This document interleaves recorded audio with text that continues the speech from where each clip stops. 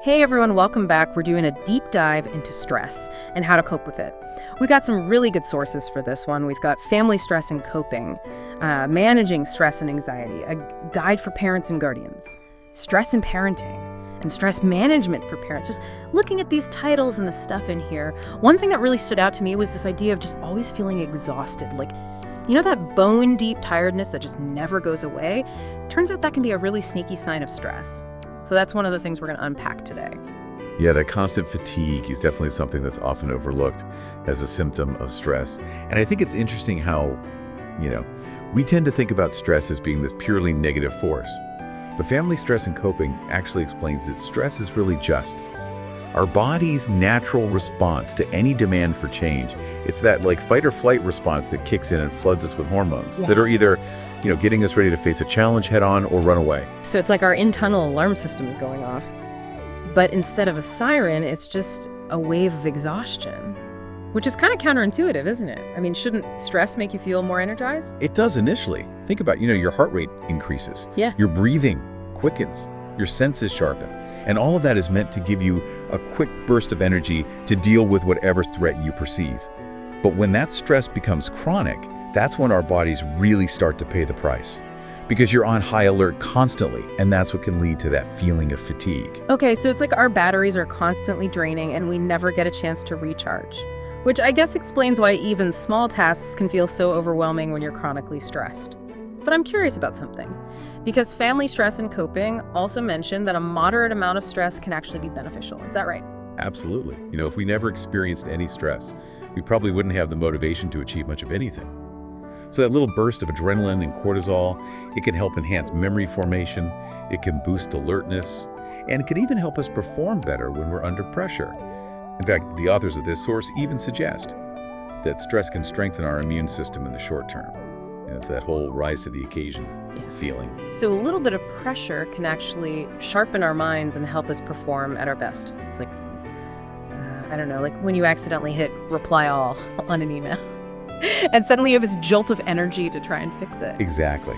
It's about finding that sweet spot where you have enough stress to motivate you and energize you, but not so much that it completely overwhelms you and leads to burnout. And that brings up an interesting question. How do we know when we've crossed that line? How do we know when helpful pressure has turned into harmful stress? That's a great question. And I think that's where it gets really interesting. Because stress doesn't always show up in the most obvious ways. I was actually surprised by some of the lesser-known physical symptoms that were listed in Family Stress and Coping. Yeah, we tend to focus on the obvious ones, right? Like tension, headaches, or muscle aches. But this source pointed out some things that I hadn't really considered before, like digestive issues, changes in appetite, even skin problems. It really highlights how interconnected our minds and bodies are. And one thing that really stood out to me was the mobile analogy that they used to describe family stress. It really helped me visualize how one person's stress can impact the whole family dynamic. Yeah, that's a powerful image. It's like if you think about a mobile hanging above a baby's crib, it's all perfectly balanced with each element connected. But when you touch just one piece, the whole structure moves right. Well, family stress works in much the same way. One person's stress, whether it's yours, your partner's, or even your child's, it creates this ripple effect that impacts the whole family system. So if one person's struggling, the whole family feels the weight of that stress. Exactly. Even seemingly small stressors can create tension and imbalance within the family unit. And that brings up another important point, which is recognizing stress in those around us, especially those who might not be able to articulate what they're feeling. Yeah, and that's especially true when it comes to kids. They might not have the language or the self-awareness to express what they're going through. So how do we spot those signs of stress in kids, especially since they might be different from what we see in adults? I mean, I'm thinking back to Family Stress and Coping here. Right, well, that source actually offers some great insights into how stress manifests in kids of different ages. So, for example, younger children might regress to earlier behaviors, like thumb sucking or clinginess. They might have more frequent tantrums, or they might get frustrated really easily. And I bet a lot of parents would just chalk that up to, a phase or a difficult stage. But it's important to consider that stress could be a factor. Exactly. And then as children get older, the signs of stress might become more internalized. So things like changes in their sleep patterns, withdrawal from friends and activities, or even a drop in their academic performance. Yeah, it makes sense that stress would impact their schoolwork. I mean, it's hard to focus on academics when you're feeling overwhelmed or anxious. And what about teenagers? I mean, they're already dealing with so much change and pressure just from being teenagers. Right, navigating adolescence is stressful enough on its own. But managing stress and anxiety had some good advice specifically for parents of teens. And it really emphasized the importance of open communication and helping them identify their personal stress triggers. I remember reading about that, like the idea of keeping a stress log. Do you think that's something that could be beneficial for teens? Absolutely.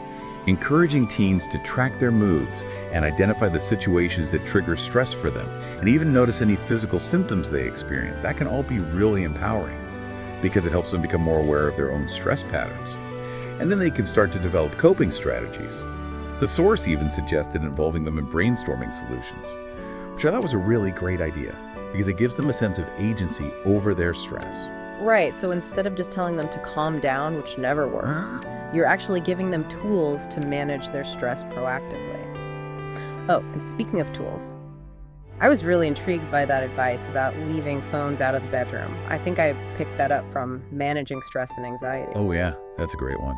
We often underestimate the impact that technology has on our stress levels, especially for teenagers. So creating that tech-free zone in the bedroom, it helps promote better sleep hygiene. It reduces their exposure to blue light.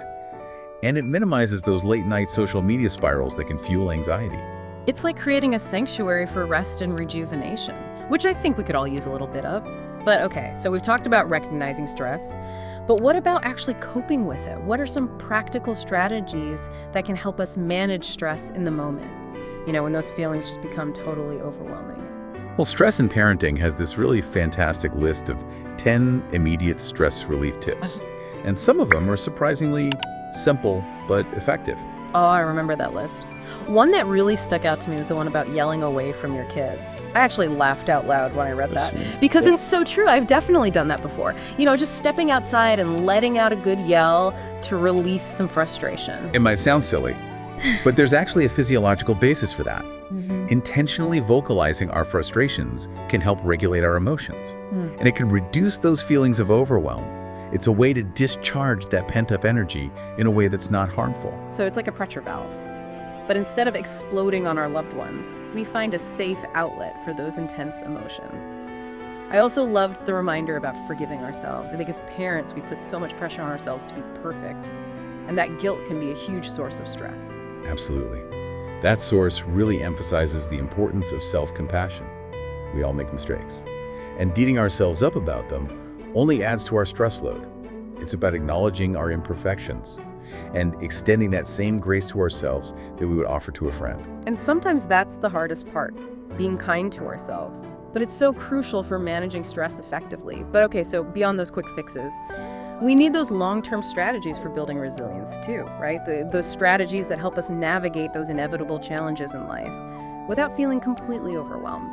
You're absolutely right. And that's where family stress and coping comes back in, because it highlights the importance of building those strong family connections as a buffer against stress. Yeah, it's that sense of belonging and support that can really help us weather the storms. But how do we actually create those strong connections, especially in today's world where everyone's schedules are so jam-packed? Well, the source suggests prioritizing family rituals and routines. It could be something as simple as having dinner together every night, or maybe you dedicate Sunday mornings to pancakes and board games, or maybe you establish a regular family meeting where you can all discuss your schedules and any challenges that you're facing. It's about creating those moments of connection, those shared experiences that build a sense of unity and resilience. And I remember Managing Stress and Anxiety also talked about the importance of writing things down as a way to process worries and anxieties. Yeah, there's real power in externalizing our thoughts. Putting those worries on paper can help us gain perspective, identify patterns, and start brainstorming solutions. Have you ever noticed how just the act of writing things down can make them feel less scary? It's like you're transferring those anxieties from your mind to the page, and it frees up mental space to think more clearly. Exactly. It's a form of cognitive restructuring. By getting those worries out of our heads and onto paper, we can start to challenge them, reframe them, and develop more balanced perspectives. And sometimes that shift in perspective is all it takes to reduce our stress levels. It's like taking those tangled thoughts and untangling them one by one. And that sense of clarity can be so empowering. But what about those times when stress becomes so overwhelming that even our best coping mechanisms aren't enough? When does it become necessary to reach out for professional help? That's a really important question, and I think it's important to remember that seeking help is a sign of strength, not weakness. And family stress and coping really emphasizes this point, highlighting that taking care of our mental health isn't just about ourselves. It's about the well-being of the entire family. Right, it's like that oxygen mask analogy they use on airplanes. You have to put on your own mask before you can help others. If we're constantly running on empty, we can't effectively support the people around us. Exactly. And this source offers some guidance on when it might be time to reach out for professional support. Like if stress is consistently interfering with your daily life, or if you're feeling overwhelmed or hopeless, or if your coping mechanisms just aren't working anymore. Those are all good signs that it might be time to seek help. And they specifically mention the Montana Mental Health Association as a resource for those in Montana, which is great. It gives people a concrete starting point if they're feeling lost or unsure where to turn. Absolutely. Remember, you're not alone in this. Everyone experiences stress, and seeking help is a sign of self-awareness and a commitment to your well-being. It's about recognizing that we don't have to navigate these challenges alone. There are resources and support systems out there to help us through, but beyond seeking professional help, what about those everyday things we can do to cultivate a more resilient mindset? Like, is that even possible? Can we actually change the way we perceive and respond to stress? Well, that's where the power of reframing comes in. And stress management for parents talks about this. It's about shifting our perspective on stressful situations, not denying the challenge, but rather looking for those silver linings. That can help us approach the challenge with a more positive outlook. Okay, so it's like choosing to see the glass half full instead of half empty. But how do you reframe something like, I don't know, a mountain of laundry that never seems to shrink? Well, instead of viewing it as this daunting chore, try reframing it as an opportunity to move your body, or listen to a podcast, or even just create a sense of order in your home. It's about finding those little moments of enjoyment within the task itself. So it's about finding the positive even in the mundane. But what about those times when the stress feels really overwhelming? Like there's just no positive spin to be found. What do we do then? Well, in those moments, it's important to remember that stress is a temporary state. Stress in parenting reminds us that even the most stressful periods will eventually pass. So it's about holding on to that hope, that this too shall pass. It might feel like a really long tunnel right now, but there is light at the end. It's about weathering the storm, knowing that the sun will come out again eventually. But how do we stay afloat when those waves of stress feel like they're crashing down on us? Well, in those moments, it can be helpful to focus on what you can control. Stress management for parents talks about the power of focusing on the present moment, because when we get caught up in worries about the future or regrets about the past, that just amplifies our stress levels. So it's about bringing ourselves back to the here and now, focusing on what we can do in this moment to move forward. Take a deep breath, ground ourselves, and take one step at a time. Exactly. And sometimes that one step is simply choosing to engage in one of those coping mechanisms we've discussed, whether it's a quick walk, a few minutes of meditation, or even just a phone call to a friend. Those small acts of self-care can make a world of difference. It's about having that toolbox of strategies ready to go, so you can pull out the right tool for the job. But what about preventing stress in the first place? Is that even a possibility? While we can't eliminate stress entirely, stress management for parents highlights the importance of identifying our personal stressors and finding ways to minimize their impact. So it's about becoming aware of those triggers that tend to send us spiraling, and then creating strategies to either avoid them or navigate them more effectively. Like for some people, it might be learning to say no more often, or setting boundaries at work, or creating a more organized and calming home environment. Absolutely. It's about taking proactive steps to create a life that supports our well-being, rather than constantly depleting it. And those steps will look different for everyone. It's about finding what works for you and making those self-care practices a non-negotiable part of your routine. It's about making ourselves a priority. And I think that's a perfect note to end on. Stress is a part of life, but it doesn't have to rule our lives. By understanding the science behind it, building healthy habits, and cultivating a resilient mindset, we can navigate the challenges and come out stronger on the other side. Well said. And I encourage everyone listening to take what they've learned today and explore it further. Pick one relaxation technique from the sources we've discussed and try it out this week. Pay attention to how it impacts not only your mood, but also your interactions with those around you. You might be surprised by the ripple effect of even small changes.